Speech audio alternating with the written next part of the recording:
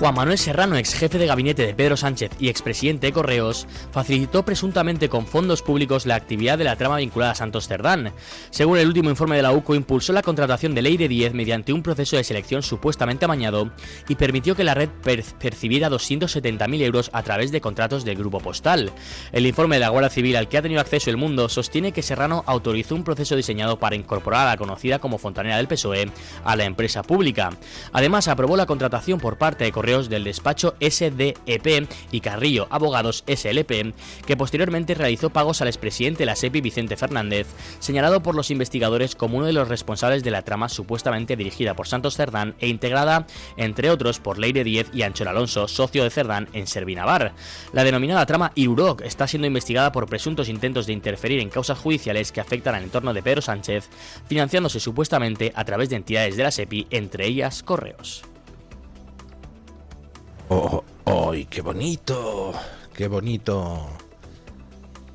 Ya tenemos otra pieza más del puzzle.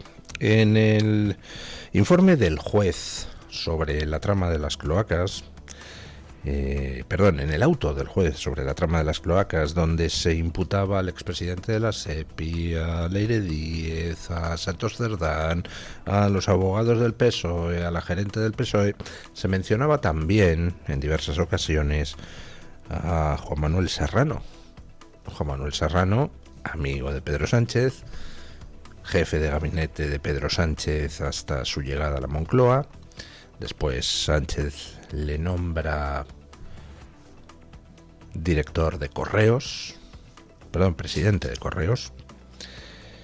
Y resulta que Juan Manuel Serrano, aparte de dejar Correos en la quiebra, pues metió a Leire Díez allí. La metió mediante, dice la UCO, un proceso irregular.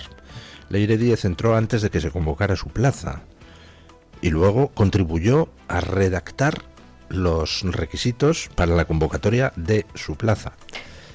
Y Juan Manuel Serrano resulta que efectuó desde Correos una serie de pagos a un bufete de abogados que luego pagaba al expresidente de la SEPI.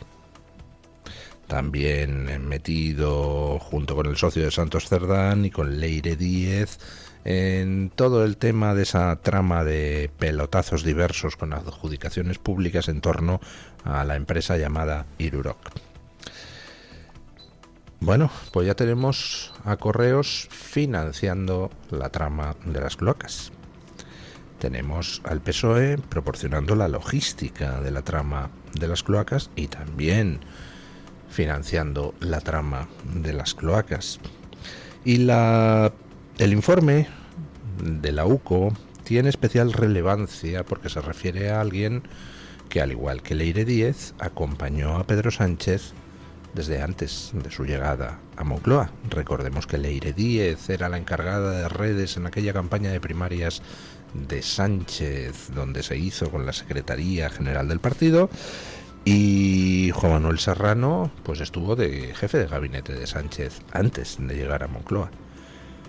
De hecho, Juan Manuel Serrano es, según cuentan los propios implicados, pues uno de los que alentó el viaje de la banda del Peyo. De hecho, Juan Manuel Serrano es quien puso el verdadero coche que utilizaban. No era un Peugeot, era un Mercedes, en fin, de gama alta, de Juan Manuel Serrano. Era el que puso el coche para la banda. Por tanto, no es una pieza menor, no es un simple amigo de Sánchez, no es una figura, en fin, de segunda fila, no es un actor secundario en el drama. Es uno de los elementos principales que contribuyeron a que Sánchez llegara a la Moncloa.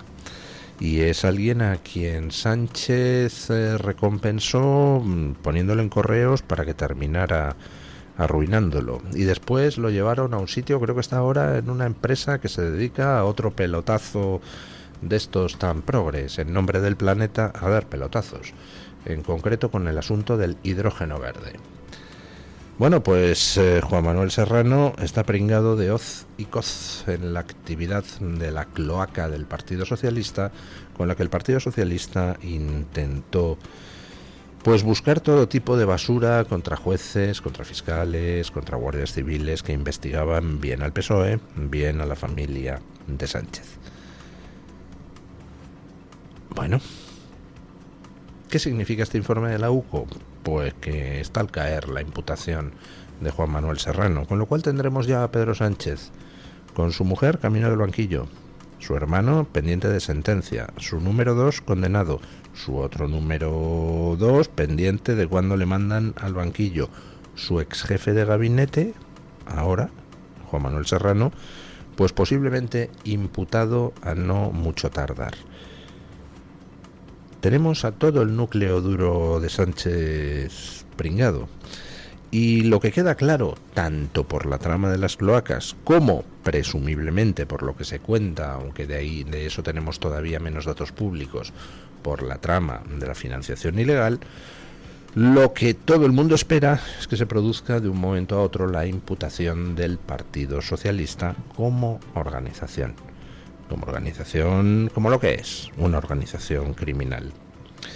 Con lo cual sigue subiendo la presión sobre Pedro Sánchez, sigue subiendo la presión sobre el partido.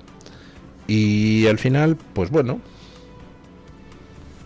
tendremos que agradecerle a Pedro Sánchez una única cosa después de su paso por la Moncloa, y es que va a dejar el Partido Socialista absolutamente destruido. Merecidamente destruido, porque vamos, todo el partido ha acompañado como un solo hombre a Pedro Sánchez hasta el precipicio. En fin, pues nada, son las 7:12, a ver cuántas horas tarda en ser imputado después de este informe de la UCO Juan Manuel Serrano, ex jefe de gabinete de Pedro Sánchez. Vamos con una encuesta, la encuesta que sacó ayer el CIS catalán.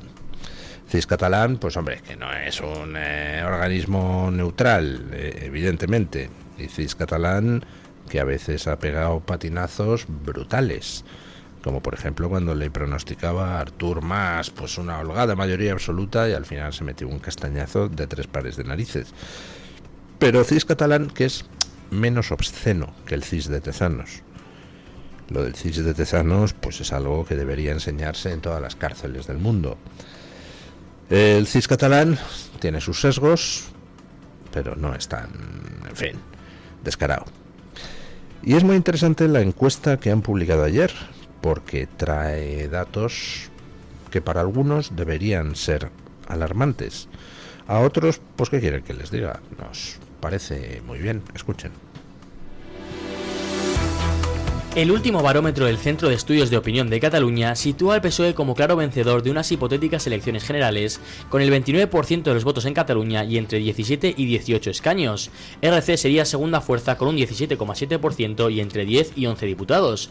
La principal novedad es la consolidación de Vox como tercera fuerza en Cataluña, con un 12,8% de los votos y entre 6 y 7 escaños, por delante del PP con un 11% y de Junts con un 10,8%.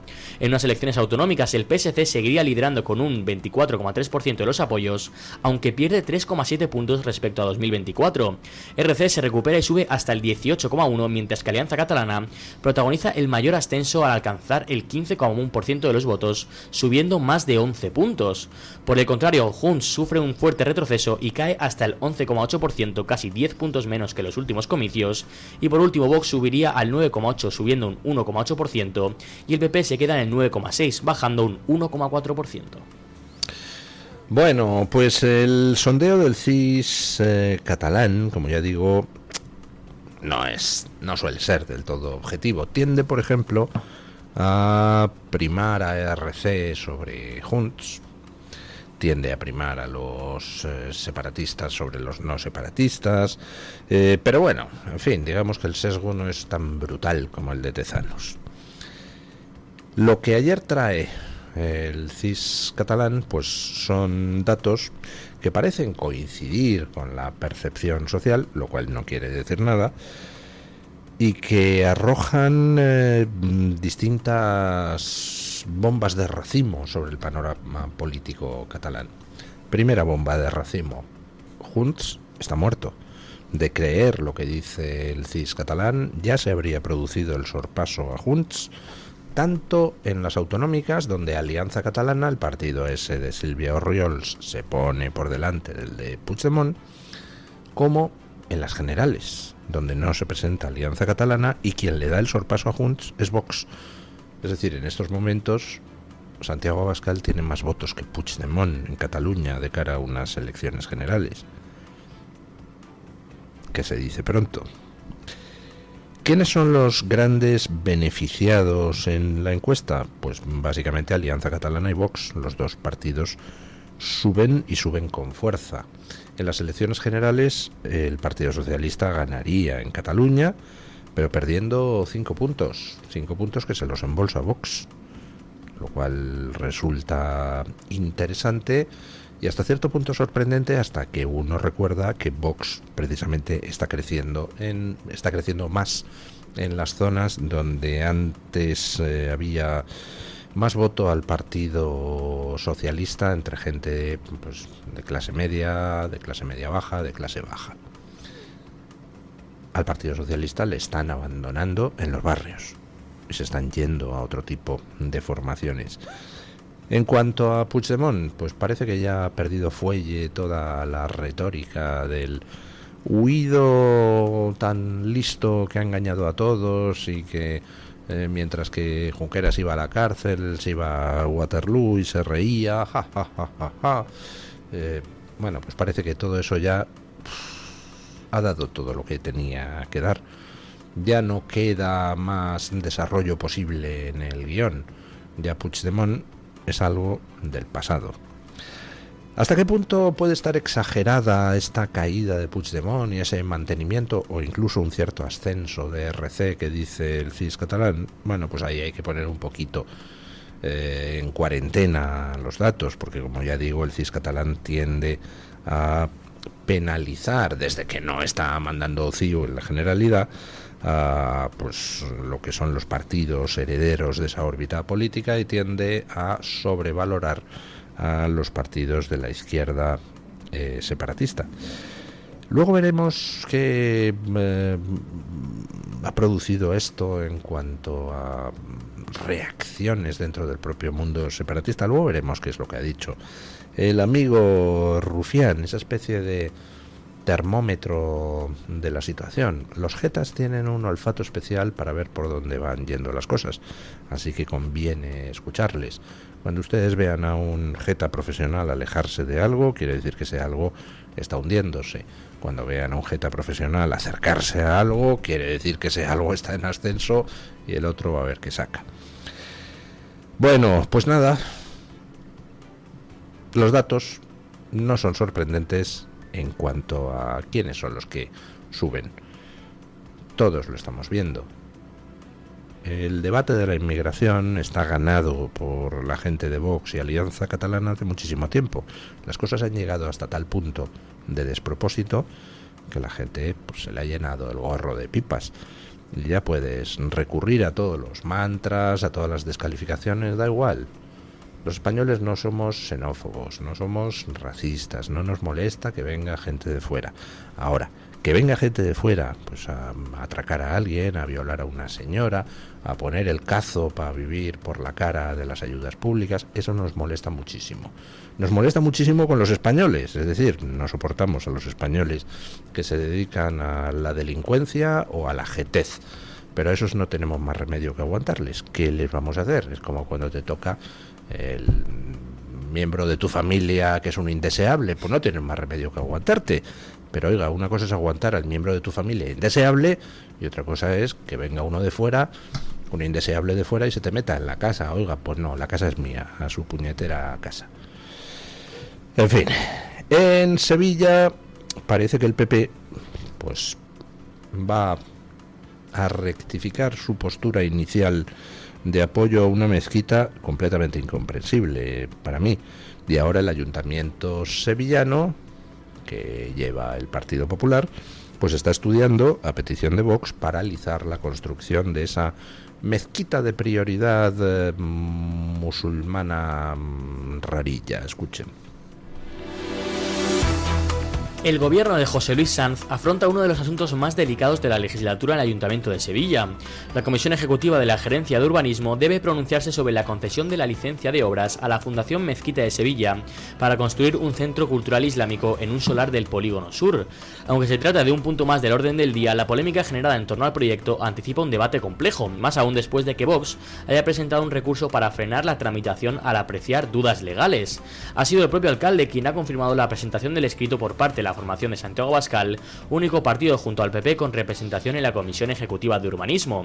Tras presentar la nueva programación del Teatro Lope de Vega, Sanz explicó que el recurso solicita más información sobre el proyecto y la apertura de un proceso de participación ciudadana al considerar que la iniciativa tiene un importante impacto social. Hombre, para empezar habría que plantearse, pues bueno, consideraciones sobre qué puede pasar con la instalación de la mezquita en un determinado barrio, qué influencia tiene eso. En condiciones normales no deberíamos estar discutiendo acerca de eso. Todo el mundo tiene derecho, según nuestra Constitución, a tener su religión, y todo el mundo que sea de una determinada religión tiene derecho a tener sus lugares de culto. Pero claro, eso es en condiciones normales. Lo que estamos viendo es una ofensiva social de carácter islamista, pues que resulta peligrosa. Y resulta peligrosa fundamentalmente porque dentro del Islam, pues oiga, hay muchísimos cientos de millones de musulmanes y desde luego no todos son islamistas radicales ni todos parecen vivir en el medievo.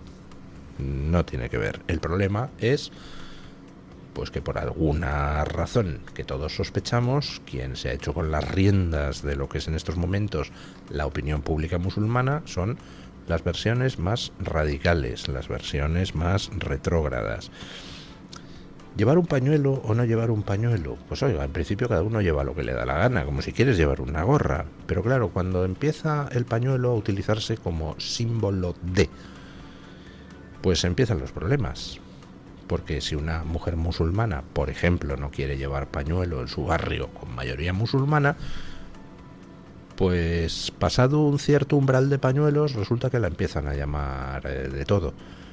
Y entonces empieza la presión social contra quien quiere ejercer su libertad y no llevar ese pañuelo. Entonces, a partir de ese momento es cuando te tienes que plantear, oiga, es que a lo mejor lo de llevar el pañuelo, pues deberíamos empezar a tratar de frenarlo.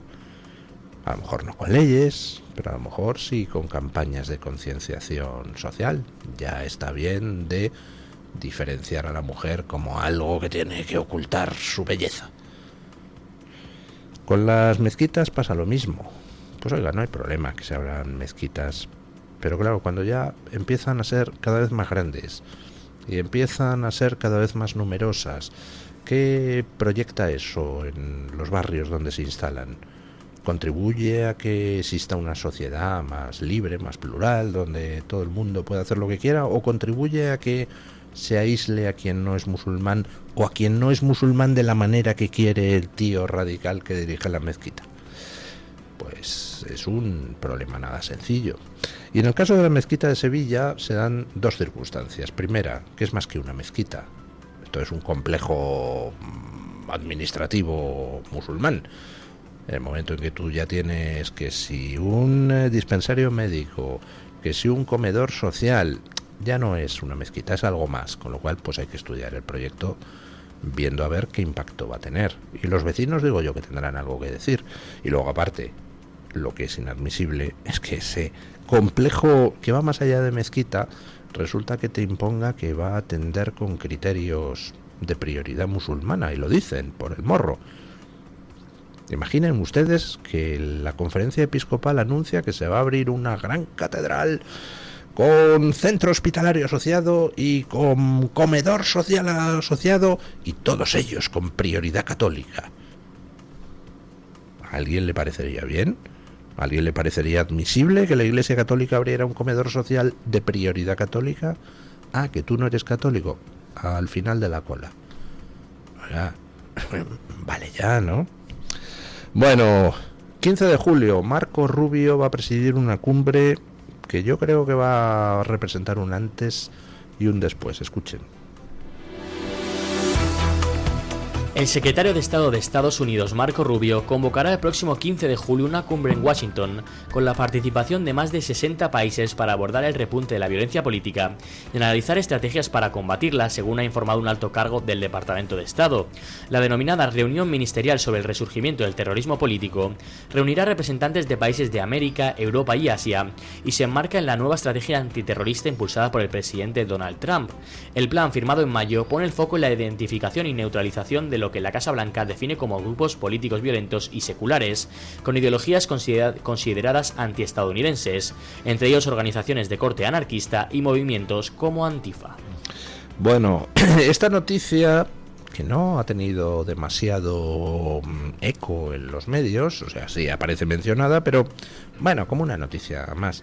Esta noticia tiene un alcance enorme, y tiene un alcance enorme porque el gobierno de Donald Trump ya ha dado los primeros pasos en Estados Unidos para considerar a organizaciones terroristas de corte político y no religiosas, es decir, seculares, como organizaciones terroristas. Ejemplo, Antifa. Antifa es una organización terrorista. En Occidente, toda la violencia política que no tiene contenido religioso es, en su inmensísima mayor parte, de la extrema izquierda hacia los demás. Prácticamente todos los atentados de corte político los protagoniza la extrema izquierda.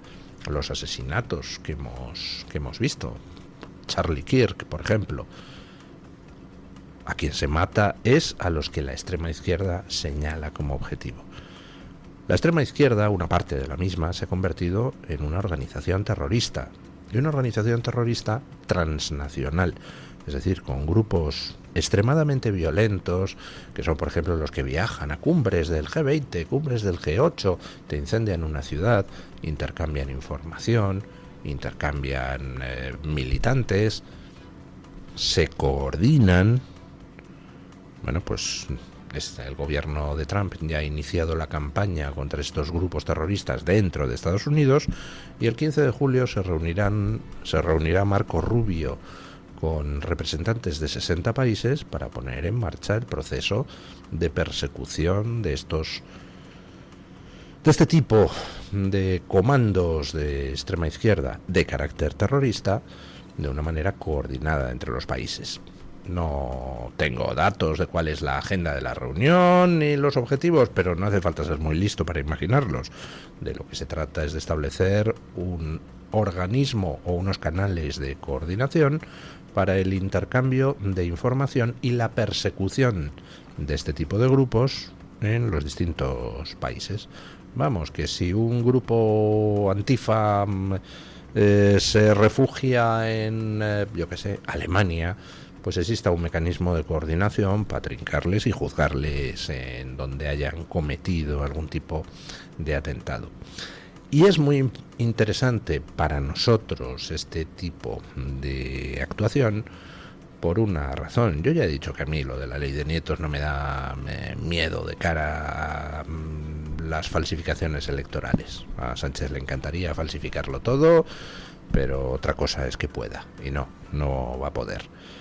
Lo que sí me da miedo la ley de nietos es por otra cosa, porque yo creo que para lo que lo está usando Sánchez es para ofrecer refugio, asilo, un terreno seguro a todos los militantes de la extrema izquierda violenta de los distintos países de Hispanoamérica que están cambiando de orientación política.